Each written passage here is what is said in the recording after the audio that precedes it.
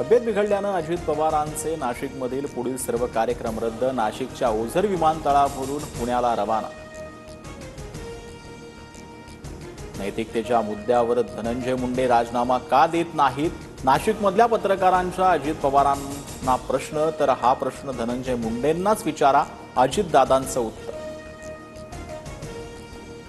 सरपंच देशमुखांच्या मारेकऱ्यांना शिक्षा झाली पाहिजे याच हेतून धस काम करत आहेत, मात्र राजकारणात संवाद खुंटता कामा नये।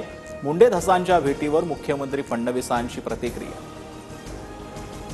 भास्कर जाधवांचं व्हॉट्सअप प्रोफाईल आणि स्टेटस चर्चेत। मोहरक्यात जिद्दी व धाडसी असेल तर माणसाचं काय जनावरही विश्वास टाकतात। भास्कर जाधवांच्या या स्टेटसमुळे चर्चांना उधाण। निवडणुकीआधी मुख्यमंत्री शिंदेंसह आम्ही सर्वांनी लाडक्या बहिणींचे जे फॉर्म येतात ते घेण्याचं ठरवलं होतं, मात्र श्रीमंत महिलांनीही अर्ज केल्याचं निवडणुकीनंतर समजलं। अजित पवारांची मोठी कबुली।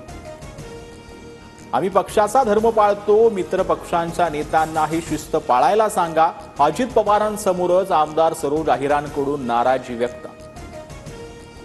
बीड जिल्हा कारागृहाचं स्ट्रक्चरल ऑडिट होणार। संतोष देशमुखांच्या हत्येचा तपास करणारा सीआयडी कडून स्ट्रक्चरल ऑडिट करण्याच्या सूचना।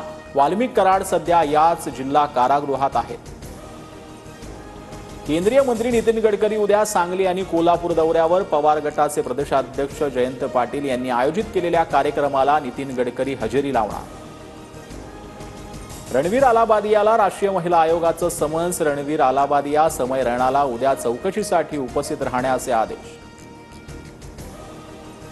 दिल्लीत उद्या भाजपा आमदारांची बैठक होणार। भाजपचा विधिमंडळ नेता निवडला जाणार। भाजपाकडून दिल्ली मुख्यमंत्र्यांच्या शपथविधीची जबाबदारी विनोद तावडेंवर।